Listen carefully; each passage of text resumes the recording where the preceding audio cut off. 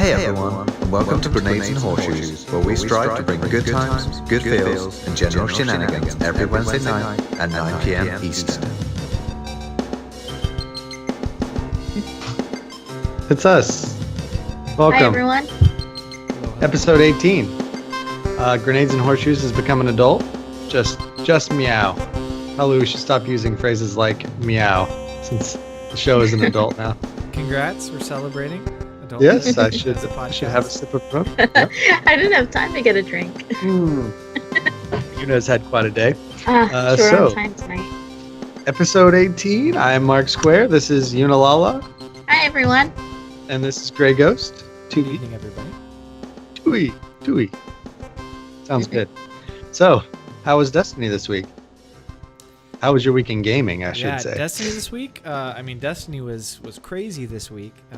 Up and downs, just really insane. And we'll get into some of those details later on in the show. My week in gaming was interesting. I actually played a couple of games that I picked up through the Steam winter sale or autumn sale, whatever they had run in this latest time. So Layers of Fear was one that I hadn't played before, so I played through that really quick, 3 hours, but very interesting psychological horror type game. Have you played it, Mark? No. Have you ever I can't play scary. I live alone. No, I can't say that's it's usually my go-to for that type of games. Yeah, no, you're in the mind of a tortured artist. So you might actually, it might be a little too close to home, Mark Square. But I'm not exactly tortured. I don't know if you have schizophrenia or what it is, but definitely are me? breaking. Oh, losing. No, not you in like, particular. This is a diagnosis? Yeah. So the crazy thing about it is you work through the space. Most of it is in the house that you live in. The first thing that you start to notice is that the paintings on the walls will start to change when you're not looking at them. So you turn away from a wall, you turn back, and all of a sudden something has changed in that picture. Ooh. And there's more and more of that happens throughout the game, and it gets more abrupt. So you eventually get to where you know that you're supposed to go down this corridor and unlock this door or something. You get there and you can't do anything, right? And you're like, well, what am I supposed to do? And I know this was the direction the game was leading me. You turn around and it's a totally different space than what you just walked through. Ooh, that's creepy. jarring. It is. So you eventually get to this point where you're not really sure anything that's going to happen. And what was most interesting about it is your standard understanding of game design principles go out the window. Really, anything is up for grabs. So I played that one, and then they did release a newer or a more recent game called Observer. A longer playthrough, about 6 hours to play through that one. But similar in how they do the game mechanics and how when you're working through spaces. In this one, you actually play a character that can tap into the memories of others. And it's all steampunk, futuristic style, augmented technology, splicing technology. And anyway, so you can tap into these memories, which once you do that, because your memories, right, are fragmented for the most part, your experience as you play through those memories is also very fragmented. And it does bring in some elements of, anything can happen. So yeah, different games, That very sounds different cool. from first-person shooter, Destiny type stuff that we normally play. And I've enjoyed kind of jumping in and experiencing those things that were a little bit different. That was my week. Yuna, what about you? I played a little bit of Destiny. I did not get as much Iron Banner stuff as I was hoping. There were definitely a couple of times where I was playing and I got booted, anteatered, and it didn't let me get back in. So she said some really cool words time. when that happened. She said some really cool and interesting words when those things happen. Yeah. Yes, Mark was in chat with me. 18-episode podcast, say? Yeah, maybe. But there was some colorful language. The only gear that I got was duplicates of the chest and duplicates of the nasty grenade launcher. That's literally all I got from my packages, which is depressing. But I am glad I got the chest. Yep. And I'm looking forward to the changes next month. Yes. So. Mm-hmm. And I got my Orpheus rig the other night. Oh, yeah. Okay. That was happy. That's my best friend happy. Cade gave me my Orpheus ring. Yeah, but it was a consolation prize. You were pretty salty, and well, but you weren't salty, but you were disappointed for sure because it was the Yeah. last night to get some of that gear for quite a long time. There'll be different gear and stuff coming. So, yeah, I could see that for sure. I did play Iron Banner this week, and I got the helmet, which I was playing with Matt, and he was wanting the helmet super bad, and he did not get it, and I did, and I literally, it was one of those times where so his clan name is Oni. This is Matt Oishi. His clan name is Oni. It's an Oni helmet for a hunter, which he mains. He did not get it. I did. And it was one of those times where I literally just didn't say a word, right? I got a piece of gear. I did not celebrate. I did not, like I fist pumped, but he couldn't see that, It was Jersey Shore in my living room, but he could not see that. You're GTLing. Yeah, I didn't want to rub it in. Yeah, but what's funny about that is like I was asking Yuna about this. I was like, aren't we asking for this exact same thing that's happening? We're asking for loot to be harder to get. Are you tickling Cade? He's up there just hanging. Just the whole episode. He's going to be stuck right there. So, we're asking for this, right? We're asking for loot to be harder to get and there to be a grind and stuff. Not in this way. Yeah, that's exactly what you said. This is not the way. Not like this. Not like this. So that was my friend that lives local, Abby, has been learning to play, and I've been, taking her through the beginning levels, and that's been a lot of fun. And I just want to say, like, there's a few missions that you do when you have to do it solo, right? Through like the first 3 missions. Right. Those missions are really difficult for someone who doesn't know how to walk around in a first-person shooter exactly. Like she learned over those, to walk, like literally to walk. Now she's jumping across. And then, but what happens very quickly, even after those missions, you go to Titan and there's all these walkways and you're jumping. It's like a jumping puzzle, like, some of the early missions. And I'm like, wow, I never even thought about this because, we play Destiny so much and we love jumping puzzles and that kind of stuff. But for a new player, like I was nervous for her. Like I would watch the terrain coming up. I'm like, holy cow. And I just wouldn't say anything. I would just pretend like this is normal. And it would go along great for a while. So you can, pretty impressed with how quickly the game, you are able to pick it up. You know what I mean? The controls are good. Everything's mapped out correctly and stuff. So there is that. So did you anyway, play Bumper Jumper? Because that could be part of the problem. I did. Okay. I not only made her play Bumper Jumper. Oh, come on. I not only made her play. Okay. But why? She liked it better, right? Okay, so I gave her my controller and I was like, okay, here's the standard thing, or you can have Bumper Jumper. Also, I got her a controller that has buttons underneath so she can jump and slide. I think that's the way the game should be played, to be honest. You need to be able to jump and crouch without taking your fingers off the thumbstick. So evil controllers is the ones that I always use. So, yeah. I mean, so here she started off trying to learn how to walk, and you gave her like, here's 15 different options on how to walk. You can walk using the bottom buttons on the controller, the top buttons on the controller, the sticks.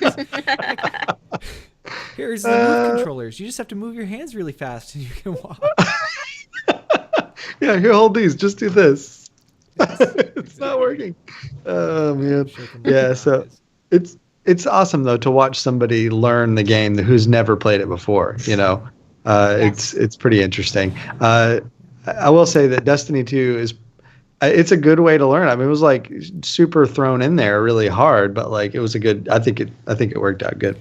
The thing that bothers me though, Mark, is new players do not have the capacity to have the same degree of dissatisfaction with the game that the seasoned pros like you and I have. Right? Their level of just, apathy, I'll call it, but probably just satisfaction in the game. It just gets under my skin. You can't. All that happiness. Yeah. Like who? Bah humbug. Yes, where's the salt? And they go, what are you talking about? What is salt? They don't even know what salt is, Mark. They don't even know what this game salt is full of sugar. Yeah, it's a new perspective. It's like, I just want to shoot some aliens. That's her mantra. Like, let's go shoot some aliens. This is really great fun. So it's refreshing to see that viewpoint again. I mean, we were there one time. We've become these jaded gamers since. But that being said, segue though, I think. we can get. Let's talk about some of the impact that the dissatisfaction of the hardcore Destiny gaming community has actually had recently. I mean, the biggest thing that happened Bungie announced that they were going to do this reveal stream and show new stuff that's going to be coming out with Curse of Osiris, and they pulled a 180. They canceled it because of the current just state of the gamer base, or at least the vocal gamer base that is out there on social media for a large part, not being so nice about the state of the game or the developers or the future of the game. Yeah. People need to stop peeing in their own Cheerios. And swimming in their cereal. Yeah. And there's mix some been metaphors. some interesting movements here. I mean, I'm not going to say that their level of dissatisfaction or how vocal they've been has been, unwarranted or inappropriate by any means, but it's been interesting to see kind of a grassroots counter movement kind of come up with this whole idea on Twitter of putting a plus in front of your name or behind your name to symbolize that, recognizing that it's a lot easier to complain about things than it is to recognize the virtues of things. And so you're going to take a stand and make the choice that I'm going to try to be more positive in my perspective of this game and gaming in general, and not let that desire to be overly critical and overly negative, just kind of consume me. And I think each of us have gotten at least somewhere down that road where we recognize, I'm probably being a little bit too hard on this game, and it's not doing me any favors in my experience in life or in gaming or with my friends, and I need to make a change. And that's what I think this grassroots movement has kind of done and kind of symbolized. Yeah, I think it's interesting that even happened on Twitter. Like, and I was all for it. I am all for it. There are people that do want to be heard, right? And I think the issue that the positives are having with the negatives is that they feel like the forum or the locale of their complaints is out of bounds. And I agree with that. Like, there is a place that you can complain to Bungie. Do it on their threads. Do it on their forums. I guess you can do it wherever you want, to be honest. Like, that's just, it's, you can talk about the game. It is having an effect. I mean, like, I hate to admit it as someone who tries to stay positive. I think, the EA is proof of that. Like, that might have set a precedent. the outrage from Star Wars Battlefront, and then things were changed. I think these changes have been in the pipe already, and they knew. And they were listening to feedback, but they weren't being vocal enough. So we had an info dump today. Gray, did you have like some? Do you have a kind of a roundup of that, like a quick? I do. But before we do that, one thing that I want to throw it to Yuna to see kind of what her perspective has been on. The negative response. From really the hardcore players as far as the state of the game, and then also this grassroots positivity movement and how you think all that has played out. Honestly, I feel like, I totally get people, being upset and wanting to criticize. However, there's a total difference between having constructive criticism and just complaining. Yeah. And complaining in such a manner that it is ruining the fun for everyone around them. And I'm not saying that everyone's doing that, but there are people out there doing it. And just relax. It's a video game. It's a video game. And we love it, and there's a lot of passion around it, but in the end, it's a video game. Don't ruin it for other people that are still enjoying it, and don't tell them that they're wrong for enjoying it, which is what was happening. Yeah. And the thing is, you have Deej out there saying things. Deej can take the worst criticisms and just smile through it. But what you need to understand is Deej is not the entire employee. Like, we know a lot of people that work at Bungie. It is very hurtful to them. They put their heart and soul into this thing, and then people are picking it to pieces with all these criticisms vocally and just insulting in an insulting way. Right. So, yeah, I totally I agree with you, the way that it's being done. Unacceptable. Yeah. Even if the content is, valid, even if the tone needs to be respectful. Right.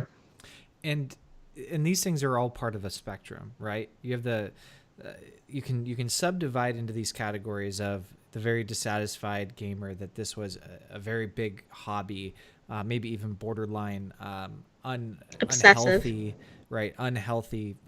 part of their life because of how much they played and invested in Destiny 1 and wanted to have that in Destiny 2. And then you've got some in the middle that have a little bit of balance, and then you've got, you know, the people that you're talking about that, hey, they still just really love the game, and they love the game for what it is now, and Bungie is going to change it. We're going to talk about some of those changes, and that group will probably still love it. I think what's good about what Bungie did, and I think it was unprecedented that they canceled their stream. They recognize that I was disappointed. Yeah. They recognize that the message that they were planning to give was not the message that they needed to give, and that this growing dissatisfaction was just festering and continuing to become a louder and louder message on social media and directly to them. But then the pool of people, right, it was gaining steam. It was gaining momentum. And that's one of the other risky things with this. They view it as a passion project. This is what they've dedicated their work life to, creating fantastic games for us to experience. But it's also a business, and we're going into the holiday season. And if anytime you Google Destiny 2, all you're getting is a ton of negative feedback, they have to have some concern that that's going to hurt the sales of their game going into the holiday season. So they needed to certainly address really, when we talk about the state of Destiny 2, it's almost like the perception of the Destiny 2 community and the voice, that loudspeaker that they are talking out there, just advertising their experience in the game. They needed to address that. And let's start going through some of this that was in the blog post. We'll just kind of summarize it quickly, and then we'll talk about some of the things that are more meaningful. Probably they kick it off, right? Luke Smith and Chris Barrett start off by saying, going forward, Destiny 2's post-launch game system features and updates are being designed specifically to focus on and support players who want Destiny to be their hobby, the game they return to, the game where their friendships are made. Now, this is a very different message than what they gave when Destiny 2 launched, right? When Destiny 2 launched, they were not designing the game and the experience in the game at launch to be for people that wanted Destiny to be their ongoing hobby. They were pretty clear that we're going to appeal to a more casual player base. We want this to really, right, sell and appeal to a large audience. And now this is expected, right? Now, as we go through the life cycle of the game, they need to tailor the experience of the game to the people who want to stick with it. But I can't fault them for their business model, their advertising model, and even how they designed the game that got us to the position we are in right now. I agree, because like a lot of the people who joined and started playing it because they were casual players, I mean, there's got to be a pretty large number of those people who would stick around longer if there was more to do, right? They want, they'll create hardcore players that way. They'll draw them in with, so hopefully based on what we've seen here, they're going to tier that up, is what it seems like. So go ahead, Gray, sorry. Yeah. The only thing, and he brings this up, that the biggest thing that they've needed to work on is their lack of communication. Luke and Chris say, we've also been reading some tough criticism about our lack of communication, and we agree that we need to be more open. So one of the things that, just posing to you guys, what if they would have come out of the gate being fully transparent, saying the state of the game is going to be very flashy, very enjoyable, very fun for people who want to play 40 hours of content.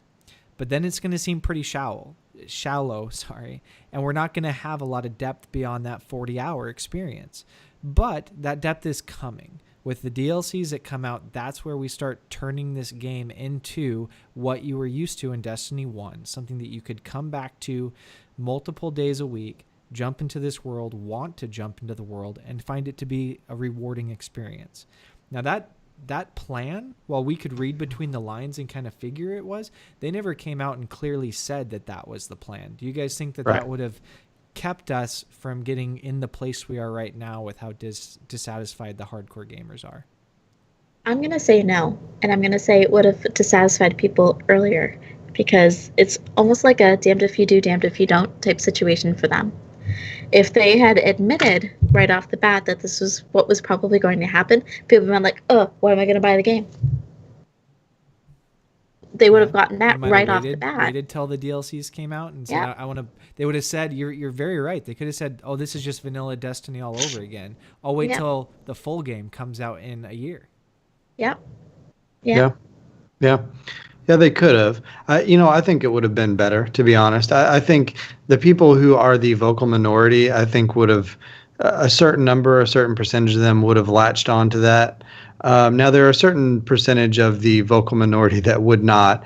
And this is the problem. And I think this is at the heart of the problem. People who, like they say, make this game their hobby. That's a polite way of saying people who know life this game and do nothing else get upset sometimes when it's not the way that they want it to be, because they're spending so much time in it and they've hung their hat on it. They've decided it's their home. They feel entitled to say all these things that they say. But a certain percentage of them would have probably been a little more patient. If that open statement was made, look, we're bringing in a new wave of gamers here with this first vanilla launch of the game. We're going to get back to that grind that you all know and love, and we're going to get back to more rewarding in-game content for those of you that have played Destiny 1 and are used to that. I think that would have been great. To be honest, I think it would have. I'm with Yuna. I don't think it's a solve all, but I think it would have helped. Right? Could have only helped.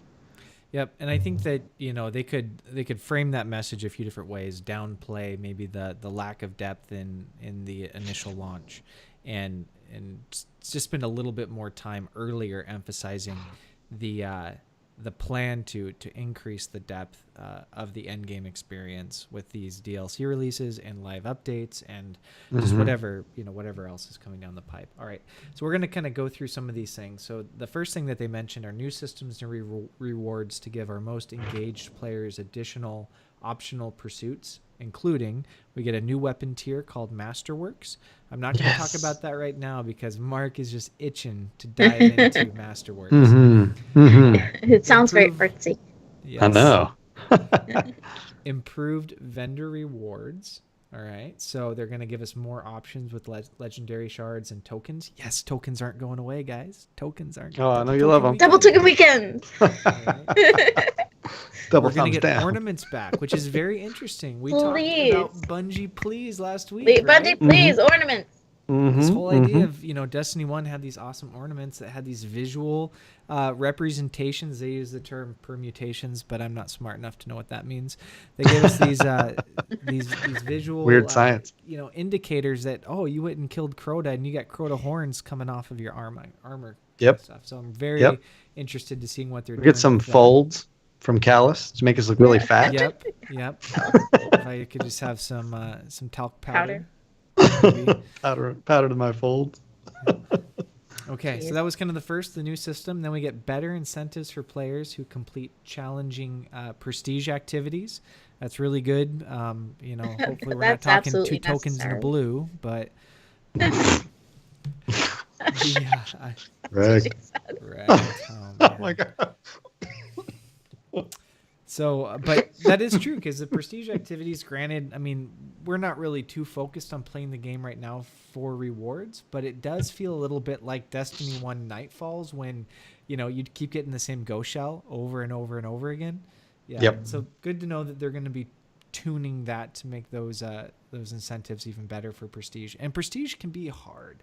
Prestige can be really hard. So I think it should be rewarded more than just having the little blue halo flame on your head showing that you did it. But keep the blue halo flame. Don't get me wrong. I do like that.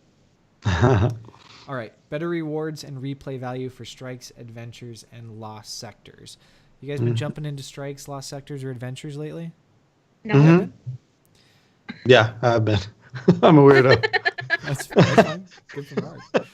Hey, and you enjoy what you enjoy, and that's okay. I like hitting strike playlist because you don't have to navigate. You don't have to sit to hit re-enter the activity. It just goes, and you're talking with your buddy, and you just keep playing. Yeah. I do like it. They say more generous strike rewards, which will be good because especially during the initial grind of trying to get your light level up, we all agreed that strikes were a very inefficient way to do that because your reward versus the time investment was not that ratio was total bunk. Yeah, it was bunk. So that's good. Adventures, that'll be interesting to see what they are. They're not going to be delivered in the December update, but the biggest thing is, are these things that they're talking about specifically rewards and adventures, rewards and lost sectors, and hopefully what we're seeing in these rewards for strikes, are they going to be specific to the activity that you're playing? Is that kind of the indication you're getting? I hope so. I want Could be, strike but specific loot. yeah. Yeah, they didn't say so, though. I think they would have put that in there because they know people have been asking for it. I think they would have specifically said it. Mm-hmm.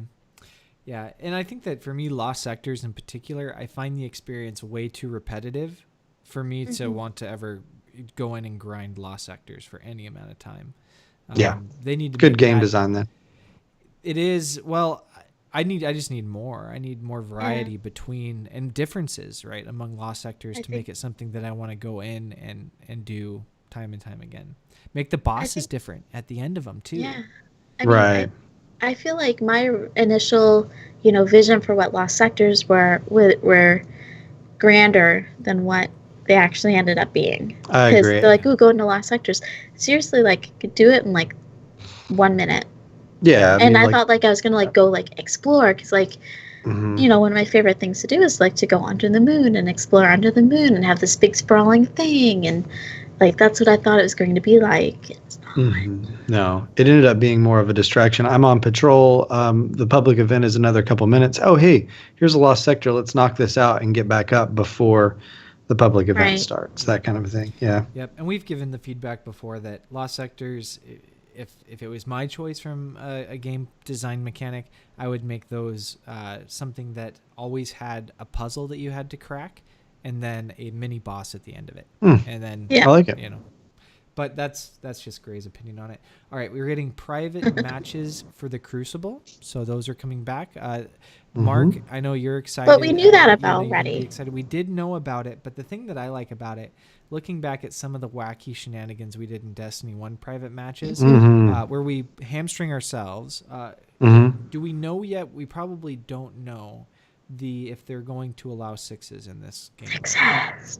Oh, they will. Better be sixes. You think they will? They will. I don't know. Oh if God, they I, will. I I think that if they don't, then people are gonna be like, "Are you serious, Bungie?"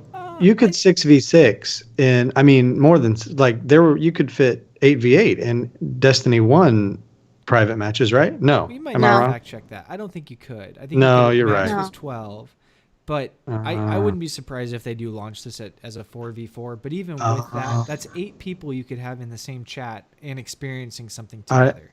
I know what confused me. Yeah, you're right. It was just it was 6v6 in Destiny 1 but the thing is you could do activities that are normally 3v3 like survival in a 6v6 environment, and it changed it so much, and it was so much fun. So I would hope that they would let us do survive. Imagine loading up survival with like 5v5 or 6v6. It would be nuts. It would be a lot of fun. It really would. Yeah. Okay, we've got Crucible tuning, like adjusting supremacy scoring. Good. Man, that game mode is just ridiculously slow. And better spawning rules. Really? People complained about the spawns in Destiny 2? Really? Oh, no, never. For a minute, was I didn't sarcasm. think you were joking. The spawns were rough. And hopefully, I mean, the supremacy scoring, I mean, maybe just make it so it doesn't come up 5 times in a row on my quick playlist. But the spawning rules, I think, really did affect PvP players from enjoying that aspect of the game. Nobody likes getting spawn killed. Nobody likes it. Yeah. And it became a strategy to spawn flip, and you push the spawn, and you push the spawn so quickly that people respawn there while you're pushing it. So you get multiple kills, and you separate people from the this team. wasn't a strategy before. Like in Destiny 1, Right. Go watch True Vanguard's videos. There's a big strategy of smart play of rotating the map and trying to get to the spawn, but the maps were big enough that it was sometimes difficult to get there in enough time to spawn kill. This, it's just like a cakewalk to get there, and nobody has really any chance. All right, The maps are much smaller. Yeah, they are much smaller. All right, better incentives for completing Crucible matches and penalties for quitting competitive games. Yes. The quitter penalty system is in development.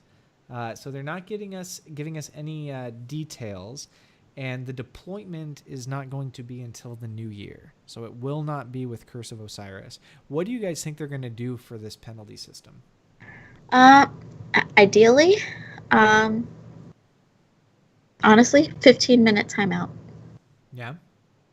For a voluntary leave. I would think that they need to make it so that people weren't being punished unfairly if they had, a disconnect.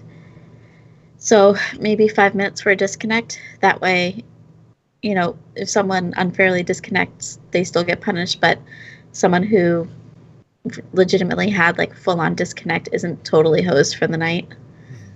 I think what'll happen is whatever your legendary that you have the most kills with, it'll auto break it down. That'd be nice. No, Even don't if- do that. Even if you're Takes out anteater. exotic. Wow, No. you are.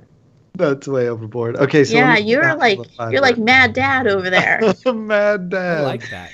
I like that penalty. I like How it did with that a feel? lockout. Yeah. So this is the way Halo 5 works, and of course this is 343, not Bungie. They design these things, but you get kicked out once, even if it's a disconnect, right? You get kicked out once, you get like so many minutes, right? Or you leave, you get so many minutes, and then if it happens again back to back within so many minutes of that, when you do go back in, it extends the time, it doubles it, and then it'll double it again, and then it'll do like a day. But I'm sorry, there's an ambulance here to pick up Kate, I think. But here's the thing. What that does is if your internet is acting up, it discourages you from going back in, right? Like, and I feel like that's an okay thing. Like you might say, okay, this is unfair, but like, all right, well, if I know I'm going to get kicked and I know probably I just need to reset my router, I'm going to go ahead and shut my Xbox or my PlayStation or whatever I'm using down. I'm going to reset my router. I'm going to check my download speeds. I'm going to get my business in order before I jump back on and ruin everyone else's experience in the Crucible. So I really hope that even if it's a disconnect, there's a penalty, because I think that will discourage people from coming on with shoddy internet or not resetting their router or whatever. I'm not, or like you just have a night where it's like, okay, well, my internet's so bad tonight, I can't connect with 7 other people. I'm going to have to go and run strikes or something. Like, let's just, that's the reality. I used to have internet that bad when I lived kind of further out. And I literally, there was some nights, if too many people were on the internet between me and the hub at the area, I just couldn't play Halo at all. Like, I just had to not play it. Oh, So- Yeah, I that agree. I stinks. think that even if it is because it disconnects, and granted, I have good internet, so I don't deal with this issue a lot. It's easy for me to say, yeah, fine, keep that as part of the penalty. I think maybe it depends on what their algorithms can pick up. I think repeat offenders, right? They should increase that penalty. I'm glad that they're going to do something, right? People have asked Bungie just to do something for 3+ years on this. It's infuriating when somebody drops out of a match. So that's good that they're going to put that in. And I can see the risk, right? The risk there is to say, well, maybe somebody isn't going to play Crucible, which is going to decrease our player base in Crucible. And that's going to affect the quality connections anyways by having a smaller player base. Right. I think there are people that will actually gravitate to playing Crucible, knowing that there's times I don't go in and play Crucible now because I have too often experienced as of late when I go into a Crucible match that somebody drops out right away. And now we're down to 3 people, 3v4, and then another person drops out. Now it's 2v4. It's happening all the time. I'm glad that they're putting this in. Yep. All right. I agree. Improving Iron Banner, faction rallies, uniqueness of rewards.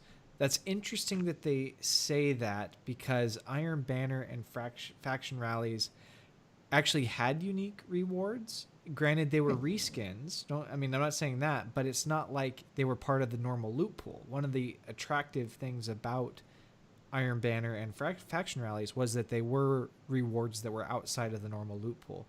What they are saying here, if I'm going to take any indication from it, these aren't going to be reskins anymore. They're actually going to be unique rewards to the factions and to Iron Banner.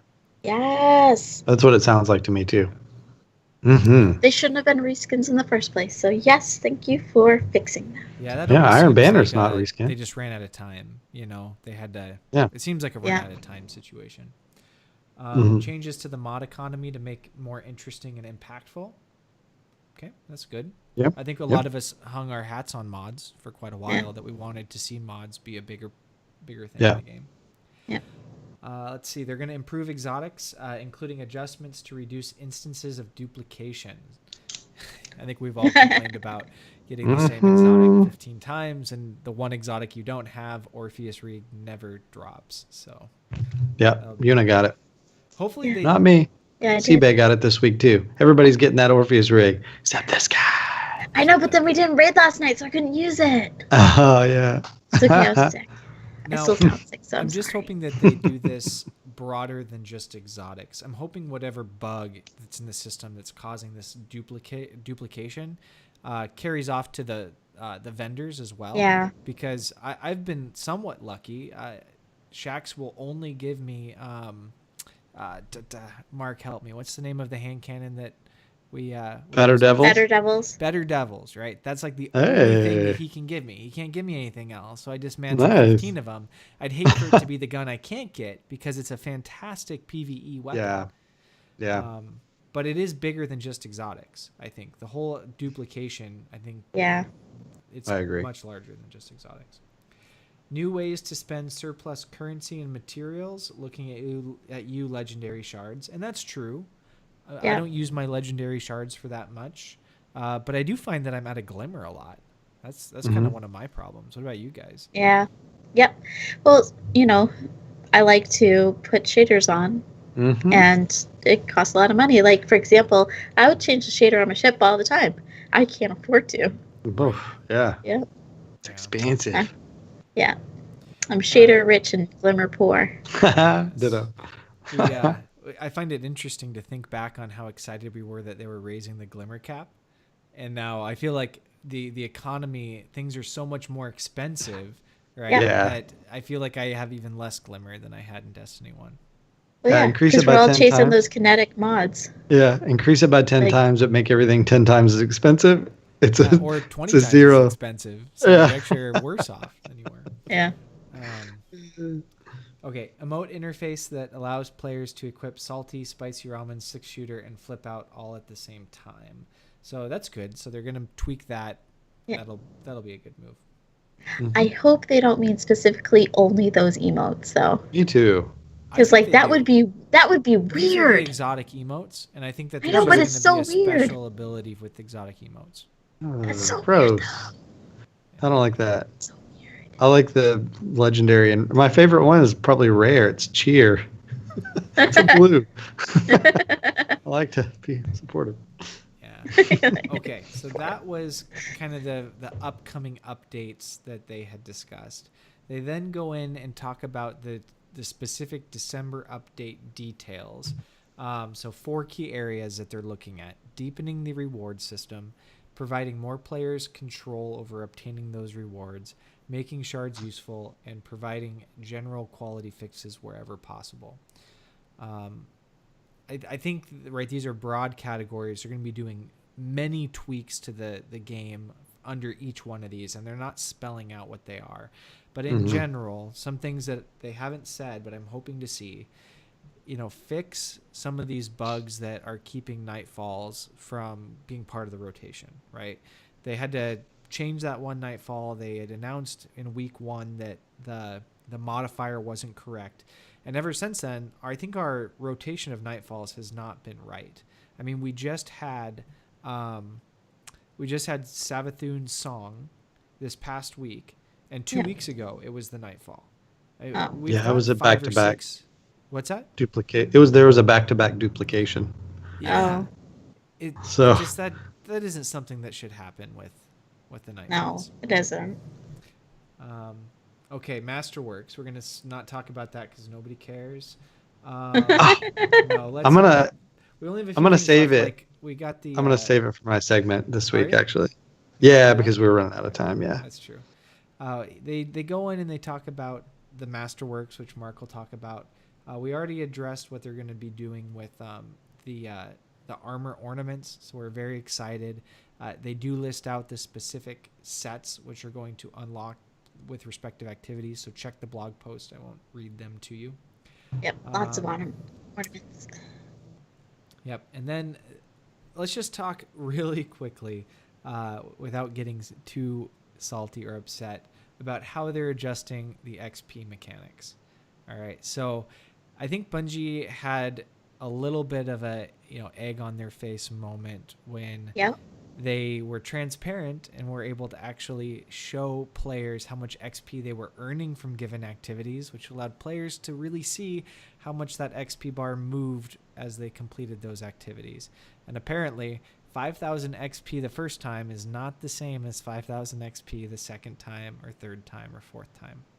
Yeah. So what was your guys' initial reaction when Bungie fessed up and said, yes, this is a real thing? Honestly, like, I literally facepalmed. I'm not even joking. I was like, oh, come on. Come on. Like, what were you thinking? Like, I know what they were thinking. Come on. Yeah, thinking, I know, but like, it's like, it doesn't seem like a big deal, but it is a big deal because they were lying to the community.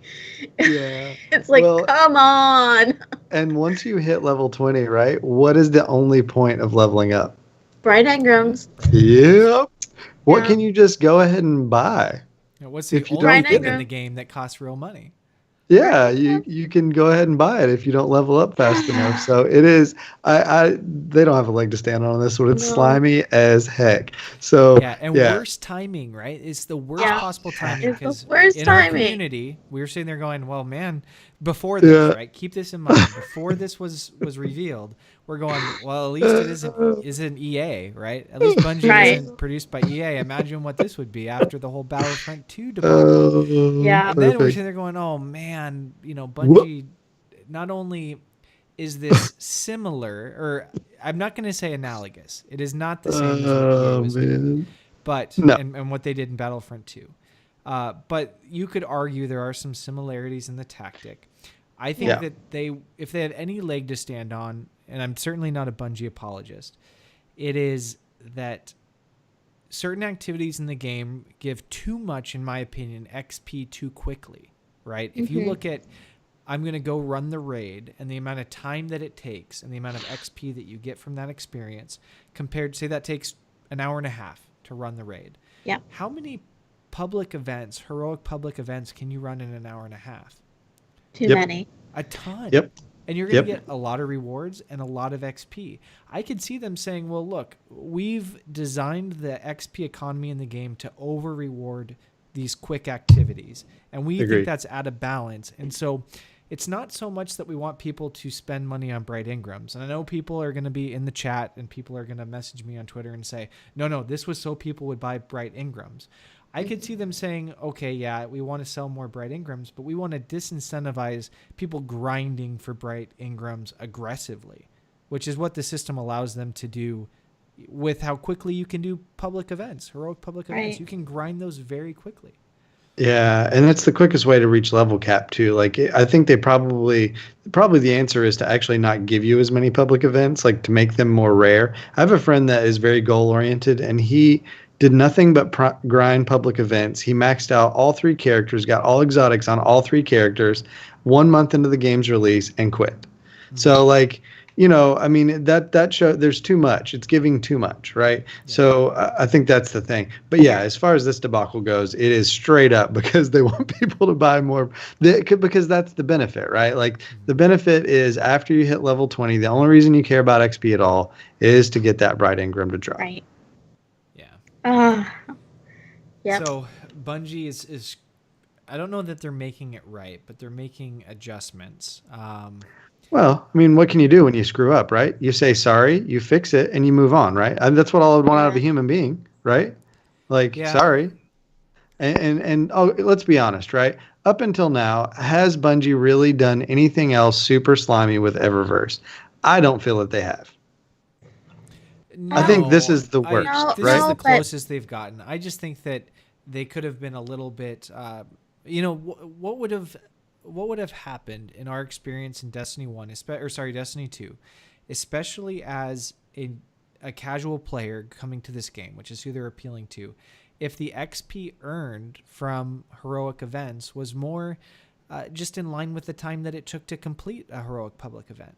Like, what if they, instead of getting as much as you get today, you only got a quarter of as much XP as you got today? So then you're not earning it nearly as fast through that specific activity. And Joe is saying in chat that the medallions, those fireteam medallions that I run all the time, give you a 300 time boost. Is that right? 300 times? No. I thought it was 300%, but we can fact check it too. They do a boost. That would be 3 times, I guess, instead of 300. I guess there's a huge difference. I'm terrible at math between 300 times and 300%. Google that up, Joe, and let us know in the chat. It's just three times versus 300 times. Yeah. Oh, yeah. Exactly. 1,000,000%. That's all I'm gonna say. Fireteam medallions. Do it up. Yeah. But you have to buy to get 5 engrams. So people have said that the way that Bungie will, maybe make this right from a player base is by, giving everybody a package of bright engrams or something. To Probably not. But I don't know. That happening. might be them even going a little bit too far, admitting guilt into this whole scenario. That I think that making these little tweaks, they even say that their intention was to keep slower pace activities as rewarding as high intensity grinding, without confusing variations displayed XP values. It may have been malicious. I'm gonna give them the benefit of the doubt, and part of that is because I don't really care about bright engrams. I never grinded for them. It's not some I haven't spent. Well, I guess when it first came out, I did spend a little money to get that initial package, but since then, they're not that important to me. Oh, I microtransact the crap out of this game, for real. Like, I have so much bright dust. Oh, what's that? But you're also Mark Square. I do. I like to shop in real life too. I can't help myself. If the XP system was different, would you microtransact less? If you were able to get more bright engrams through in-game, would you microtransact less? No. Nah. No. I would do the same. So you're right. That's actually a good, the people who are like me that just want immediate gratification, who is, that's who the Eververse appeals to the most.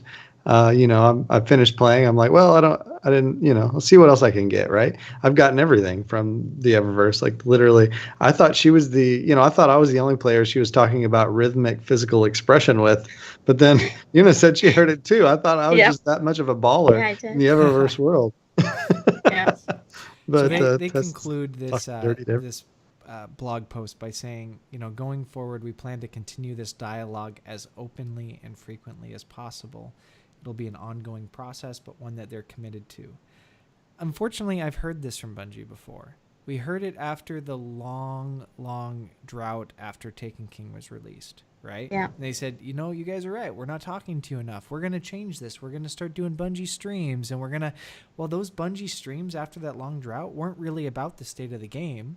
They were about, let's sell Rise of Iron to you. And then, right? Nothing, right? Then Destiny 2. Now we're going to do streams again. Now we're going to talk more. Well, because we want to sell you Destiny 2. Unfortunately, if I'm going to call a spade on this, yes, we want open, frequent communication, and not just when you want to sell us something. We want snaps. Well, that's just what their pattern has seemed. Your actions speak louder than your words. Oh, crap. You need to buy more Eververse so they can chill out with this marketing stuff, Greg. Exactly. Get in there. We are people that, I bought Destiny on 3 different platforms, right? It's not because I don't want to buy Destiny and Destiny products and Destiny shirts and Destiny everything.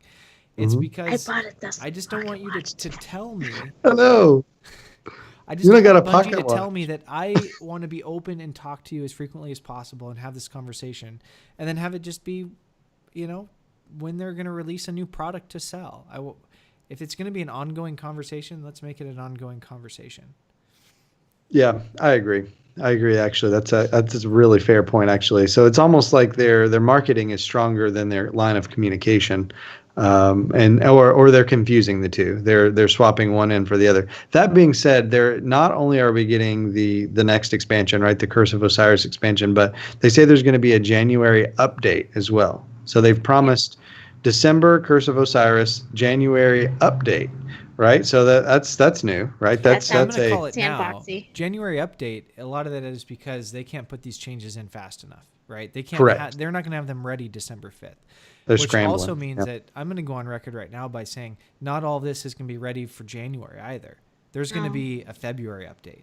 There might even be a March update. And I'm just hoping that we as a community that support this game give Bungie a certain level of patience as they roll these things out, because I do believe that these are not going to be quick fixes and it's going to take time to get them right. Yep. Yeah. I'm impressed with the laundry list that they've got here, to be honest. Even like if it does take till February, that's incredible that they were able to change this much stuff. That's unprecedented. Like, that's a huge amount of stuff. Yeah. So, yeah, I'm into it. One thing we did not get to talk about is any information from the Bungie podcast, because it got released just before we went live on the air. So we will be, catching that maybe even after you, our listeners, are, listening to that and then moving on and listening to our podcast. So we will have that discussion about the Bungie podcast ongoing throughout the week. You can find us on Twitter. We'd be happy to hear your thoughts. Yep. With that said, 300%. Average Joe, to confirm. The fireteam medallions give you 300%, or 3 times the amount of XP. Thank you, Joe, for checking on that. That is the same bonus as the well-rested perk that you get is 300%. It is. Keeps that so we are a solid 50 minutes into our show, which means our first 15-minute segment was right on time. We're going to go very quickly through Gray's GGs for the week, because it plays off of a bit of what was in the Bungie update that we got. What my question for you guys I want to pose is, what would our experience be today if Destiny 2 did not happen? And what I want to kind of know is not just think about Destiny 2 not happening at all, and we're still playing Destiny 1, Rise of Iron content, and we're still, months and months out of when that content was released. What would the satisfaction level be of the community if that was the situation, right? And then what if this was an update that was actually integrated into Destiny 1?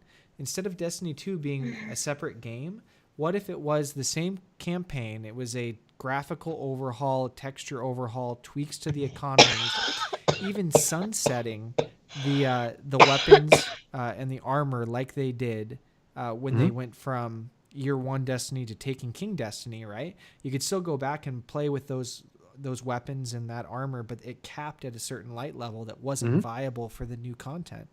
So think about that in both ways, and we'll start off with Yuna. What do you think, where would we be if Destiny 2 didn't happen? You're muted. Sorry, I was coughing and I was trying not to be like, bleh. But you muted so after the coughing. So what I think is, I think that what, as Gray was asking if it was, integrated into D1 is, I think that's exactly what should have happened. I think that it's a missed opportunity. Yeah. What? I agree. I think Destiny 1 should have just kept going, new update. Yeah, I think it's a missed opportunity. They changed a lot of things that I don't think they needed to change. And I think they should have gone straight MMO model. They should have done it. I don't know why they did it the way they did it. I'm sure it had to do with like contractual obligations and, them not knowing exactly what it was that they had until it was too late. But I think that that's what should have happened in the first place. That being said, if D2 never happened and we were just still waiting, I'd still be playing. I'd still be playing Destiny. And I'm trying not to say this on air, but I miss Destiny. Yeah. I do. The addictive nature of it and the chase and all that stuff. Yeah. Yeah. What about you, Mark? What do you think? What would we look like if Destiny 2 didn't happen? Okay, so it's bittersweet for me. I do think what I would have liked to have seen is that basically it's just not called Destiny 2, and it comes out and we still have access to Destiny 1 somehow through a menu a little easier where you can take a fire team back and forth, right? But here's the thing. I love the changes in D2, a lot of them. Like, I love them a lot. And I think back to, I think, oh, would I miss them? Oh my God, yeah. Okay, so like I made a list, actually. I'd like to do that. Okay, so the new weapon format. I love kinetic energy power. I can check that. Yes, that can stay. I'm actually going to say no. I don't like that. You don't like it? Yeah, a lot of people don't. I miss having special weapons. I miss having particularly shotgun and sniper in that slot. For PvE, I do. But see, I always played PvP in Destiny 1 the way that is meant to be played in Destiny 2. So I got wrecked all the time. I used my primary too much. I tried to, stay back, team shoot. It doesn't matter. People just snipe the holy doo-doo out of you because they have all these power weapons all the time, right? So, like, I love the PvP in Destiny 2 so much more. I bet my KD is double in D2 what it was in D1. And I tried harder in D1, much harder. I, sweat about it and stuff for a little while. It didn't help. I love the way the PvP performs in Destiny 2. It is less laggy. I don't think I had a laggy match the other day, right, in D2, and I was like, oh my God, this is awful. And then I thought, you know what? About 30% of the matches I played in Destiny 1, in all honesty, were that bad. Yeah. Right? I play with a lot of people in Europe, Canada. I have very few friends that play very close to me geographically. And it was a mess. It was a hot mess. The netcode was a hot mess. So that's a big in the column of we need to just remake this thing, right? That's a huge reason, right? For one, it's beautiful. The game of Destiny 2 is absolutely stunning. Like the vistas in it, the amount of enemies on screen. Destiny 1 was still being dragged down by, at some point in the past, being attached to cruddy systems, right? So I love that. Also, I just want to say, too, the amount of fun I had at PAX West, and it was all about hyping up Destiny 2, meeting all the people in the community. It was my first big con for, not big con, sounds really shady, but my first big convention for a nerd event, and I had such a great time, talking with all the people that I usually only talk to on Twitter, and it would probably not have happened without, me really wanting to see what was going on with Destiny 2 at the time. So I really, really enjoyed it. And it helped me to see that the Destiny community is not about it's not even about the close group of friends that you play with all the time. It is like a whole big thing. And when you go to an event like that and you're hanging out with everybody from all these different clans and everybody's making plans and having a great time and talking about the game and just talking about life, it helps you to see it as a really, it's a really special community. And I don't think without Destiny 2 or the big pomp and circumstance and the, the big reveal and the whole theater they had rented out for PAX West, that would have been as much of a good time and a memorable experience as it was. So that's my list. Well, so here's my thoughts on it. One is that there was so much depth in Destiny 1 that if we didn't feel like we were taking a step back and experiencing something that has sunsetted, that has closed the chapter, we would be going back and playing content from Destiny 1 and enjoying that content. True. We would be saying things, and we've even taken that step to say, let's go run King's Fall, let's go run Crota, because those are experiences that you want to have, and the experience in Destiny 2 is not one that you want to have right now. So tying that into the same interface, into the same game, would have helped this situation. Yeah, I think so. The other thing, though, is Destiny 2 has given us some fantastic memories. Destiny 2 is not all bad. The state of the game is not necessarily just the state of where we are today with our Destiny 2 experience. And I think that we sometimes forget the experiences that we've shared over the current life cycle of this game. And I think back to Mark, Yuna, and I launching Destiny 2 that first night at Go Live, 11 o'clock Central Time for me, midnight for them. I flew back from PAX. I came home. I just rolled my suitcase in and sat down on the couch and turned it on. Yep. we had been working for weeks to get our first show ready to go, and we had been, Mark had been doing a lot of art, we've been building sets, we've been promoting, we'd recorded the first few episodes, and the amount of time that we actually devoted to the Grenades and Horseshoes show was a substantial amount of work. And Oh yeah, a lot of 40 hours a week back then.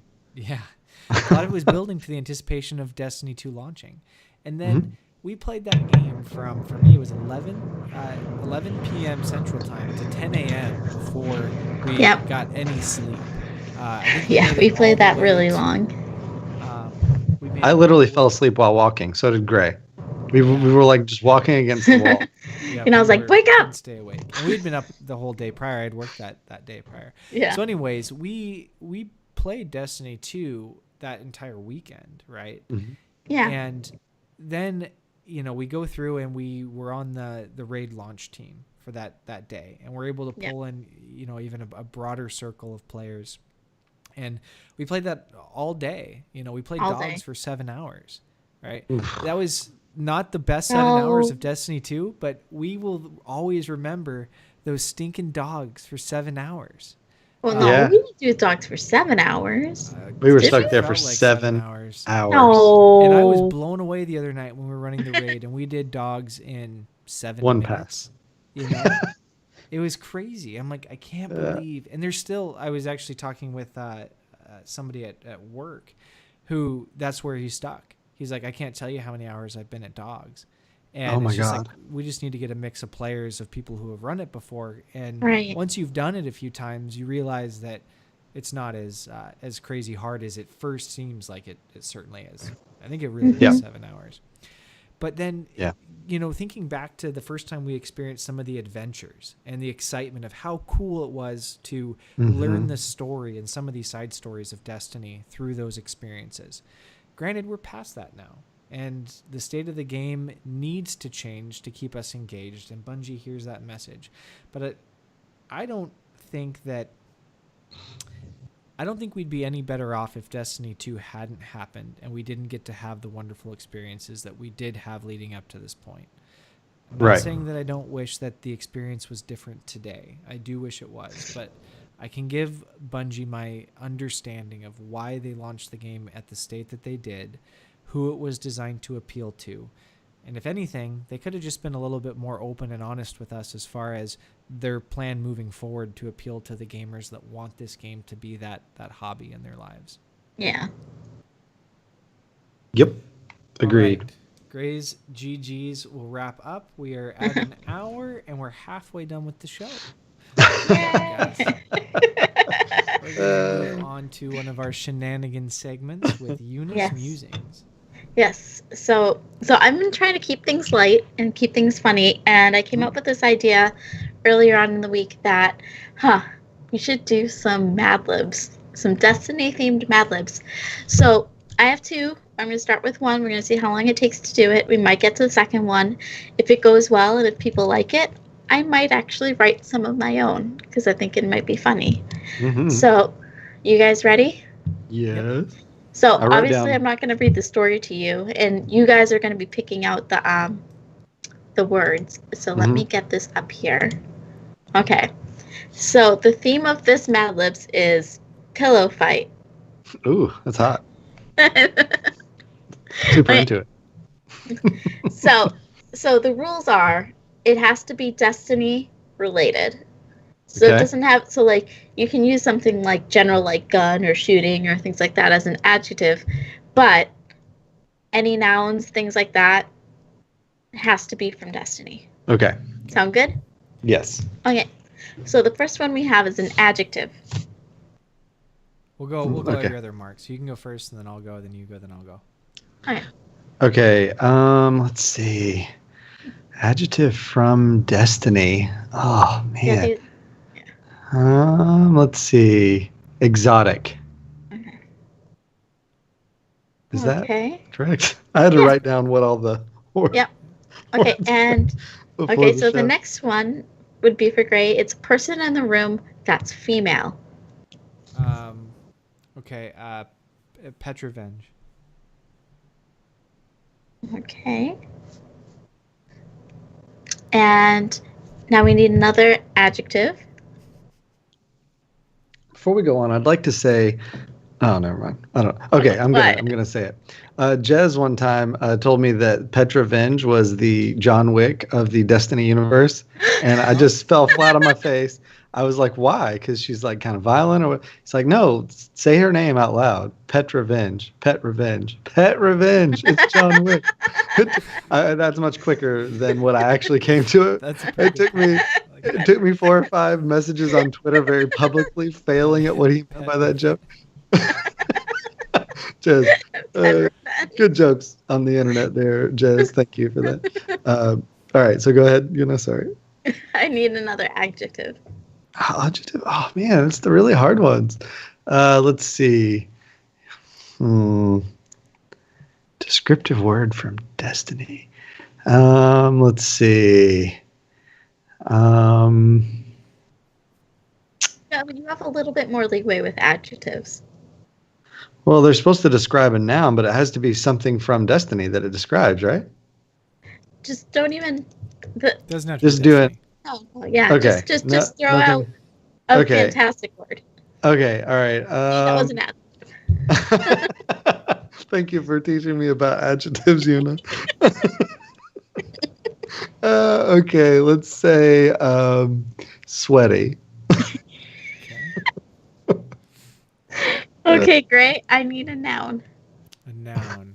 Let's say Cade. No, not a person. Not like a person noun. Oh, okay. Like a thing noun. Sorry, I should have specified. Okay. Let's say curtain call.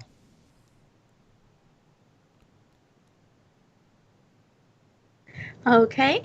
And I need a part of the body. A part of the body. Yeah. Okay. A beautiful, beautiful horn.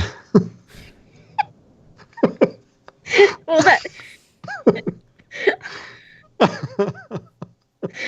that is a lot of adjectives, but I will allow it. Well, it's Destiny themed. I will allow it. Thank you. Because I wasn't taking it back. Okay, and Gray, I need another noun. Does this be a person, place, or a thing? A thing. A thing? Yeah. Okay, we will say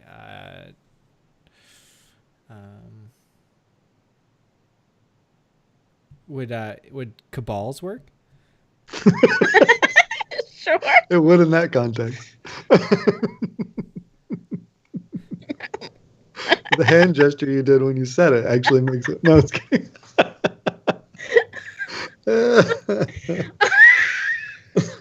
I can't wait till you guys hear this. Okay, so now I need another person in the room that's a female. Okay, person. A different person.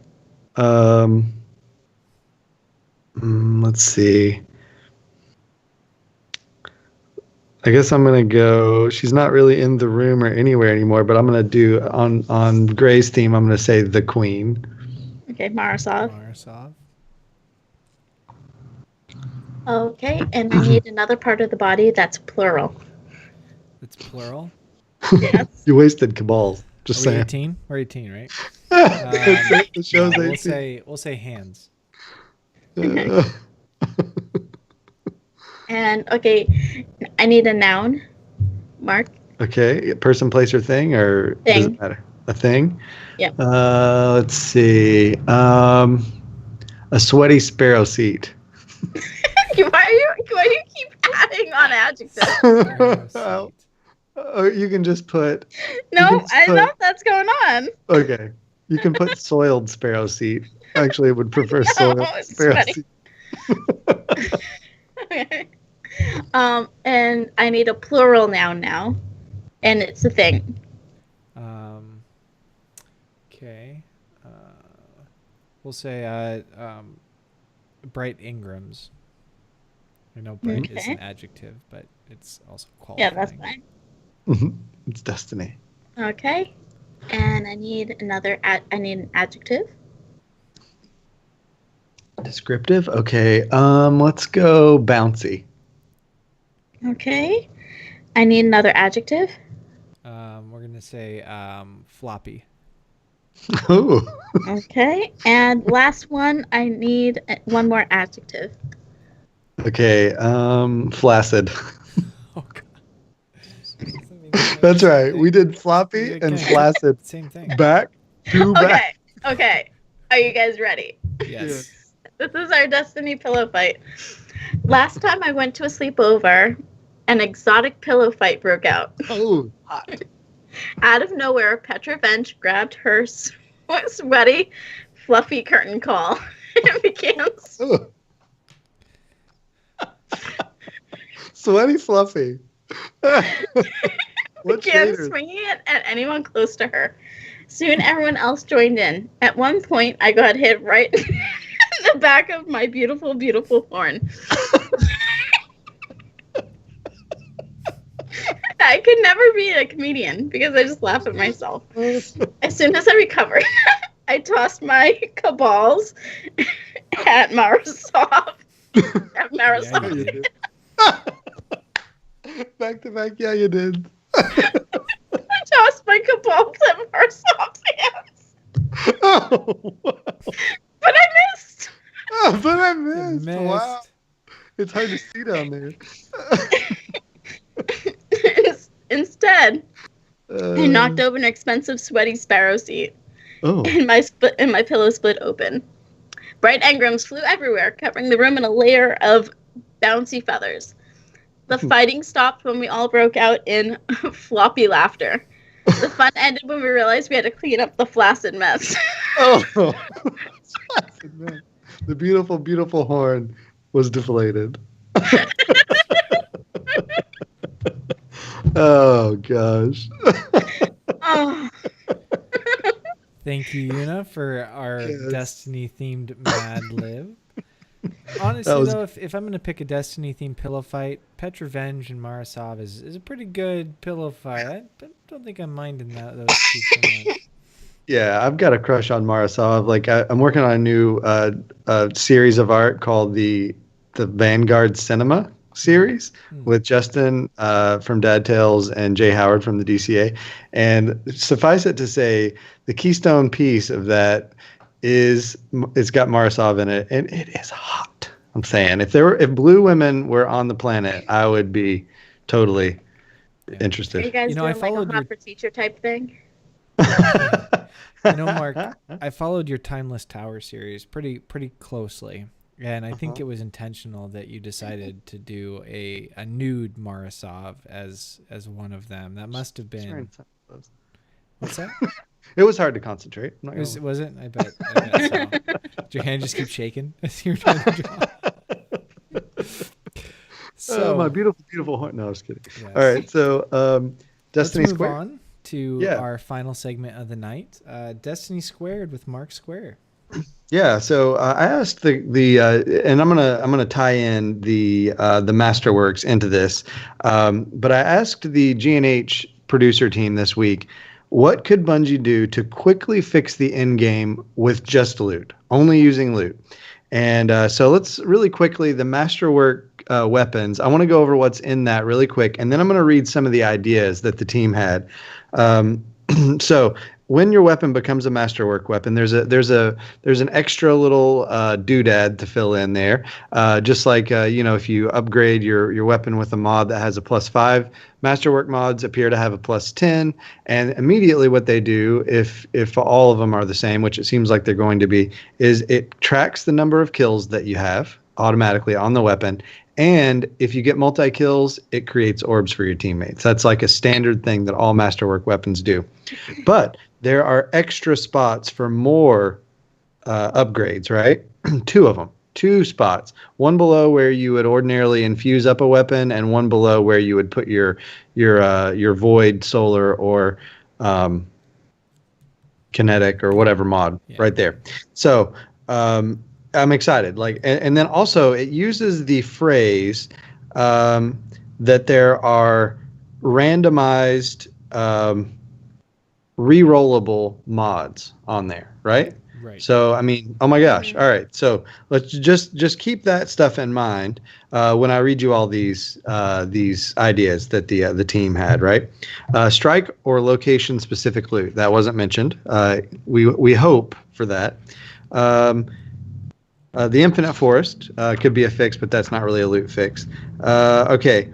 Weapons with a new role from season 1, right? So say Better Devils 2.0 comes out, right? In season 2, right? Mm-hmm. And then in season So 3, still, Better Devils. still static, but just it's a different role for each season. Right. That didn't happen. Even better. We've got re-rollable things right on Better Devils. You just have to find an upgrade for it, right? And upgrade Better Devils. So even better than that, right? That was my idea. So I'm glad that I was wrong, and I was glad I was wrong in a way that's actually their way's better, right?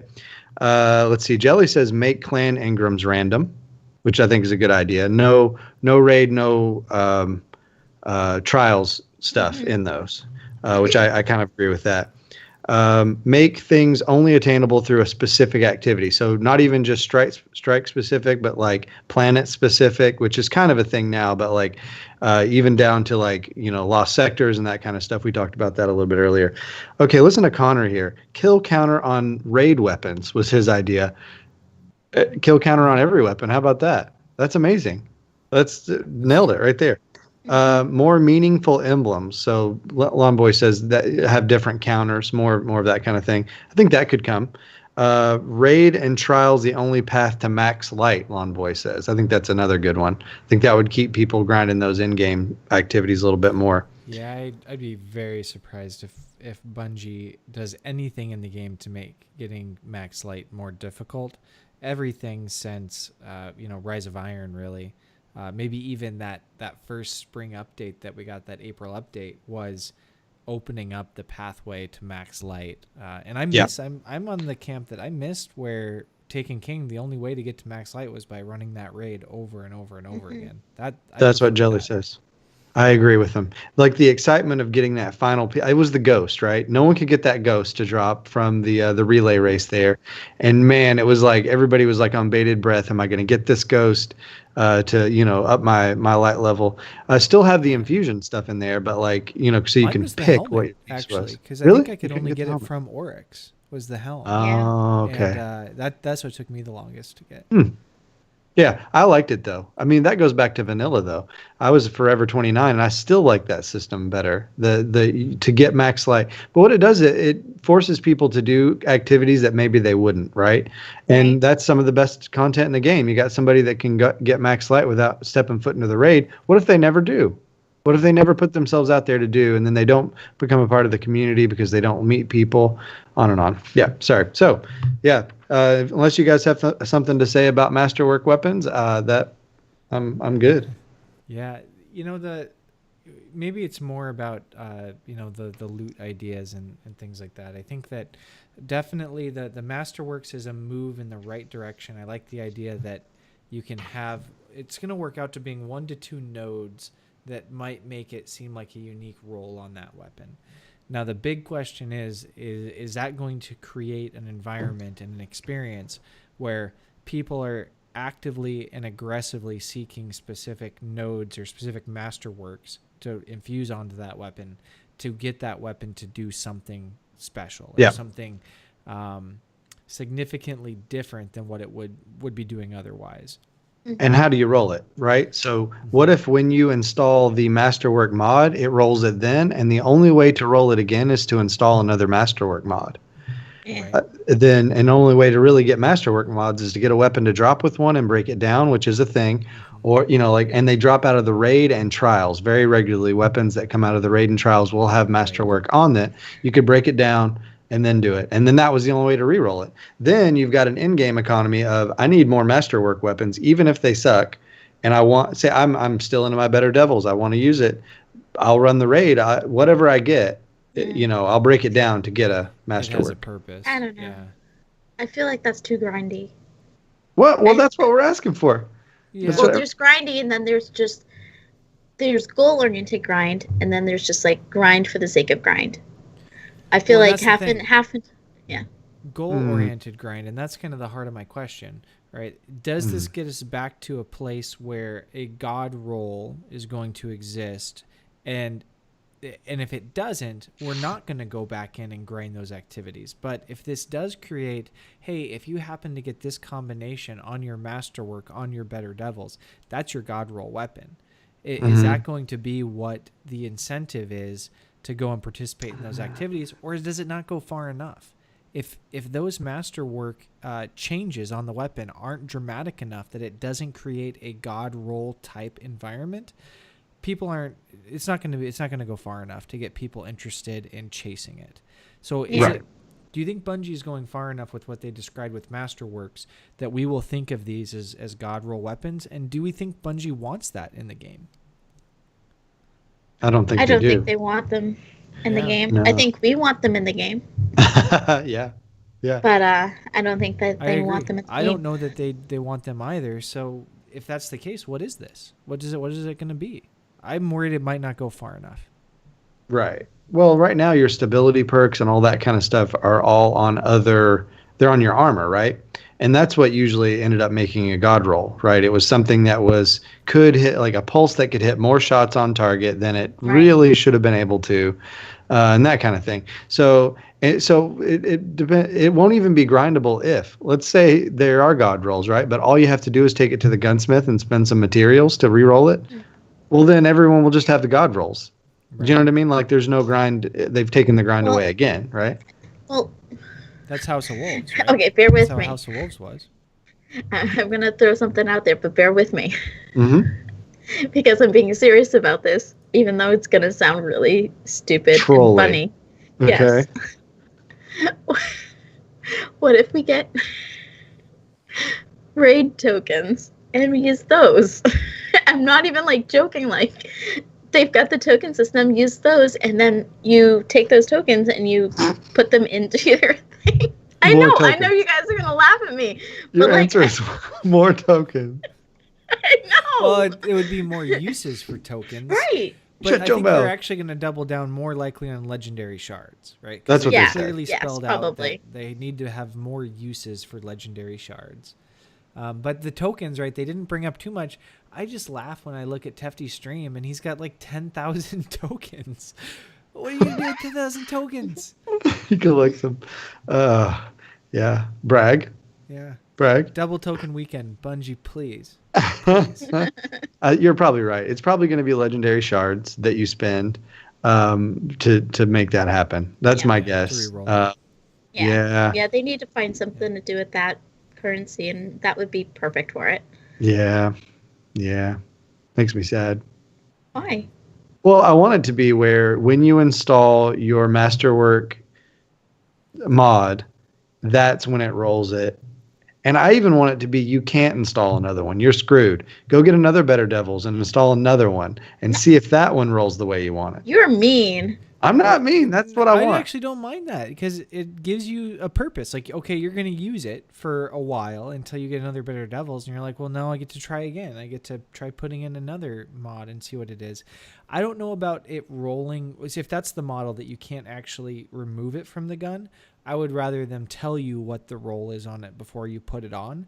But I'm going to want to try them out. I'm going to want to say, oh, this one is going to increase the impact because of XYZ. I'll try it. And then I realize, something else is going to be better.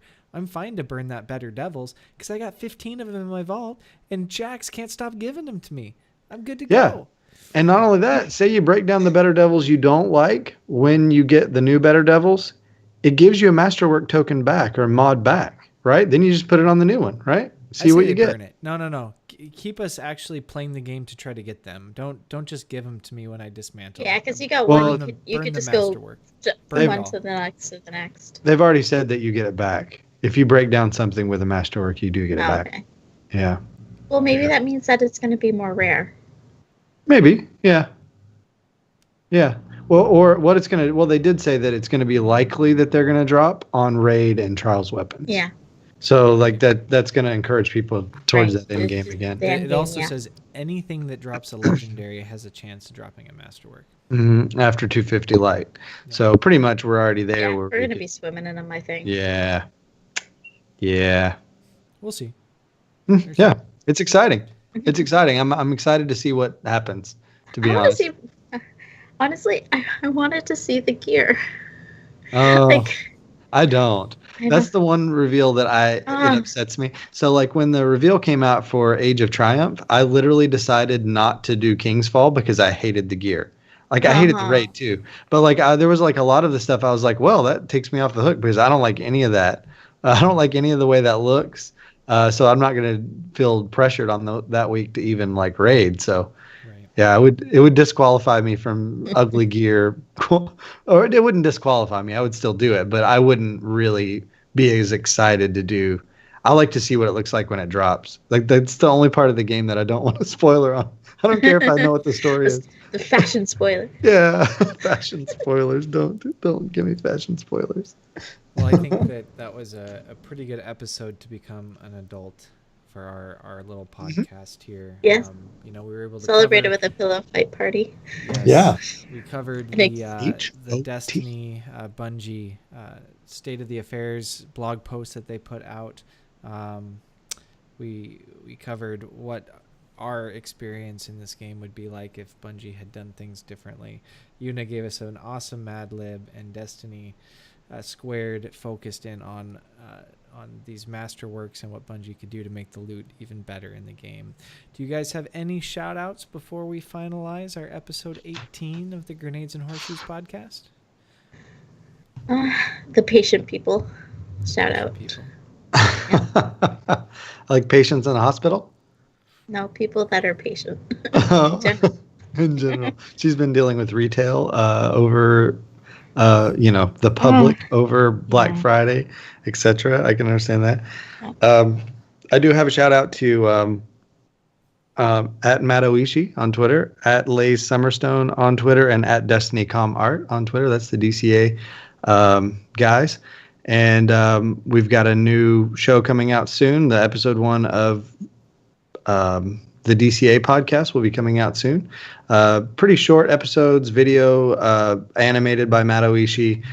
He and Lays and I talking about Destiny art and doing features of Destiny artists and stuff. And Brian Monkus will be featured on the first one. So excited to be doing that project with them too. Probably either bi-week or every other week or monthly. We're not sure yet. Just have to get our workflow in order. But shout out to those guys. Thanks a lot. Awesome. Yes, and my shout out this week goes to all of our offline iTunes and Stitcher and Podbean, Google Play listeners. We broke the 500 download mark. 500. So that was fantastic to see, and we really do appreciate everybody who takes the time to listen to our little show. As I said, you can check it on iTunes, on Twitter. We have our YouTube. There's lots of ways to find us and certainly do so. If you have feedback for the show, that's really important so that we can continue to make this excellent. Jelly. Thanks everyone for tuning in. If you can't catch the live show, then you can find the replays on the Grenades and Horseshoes YouTube channel.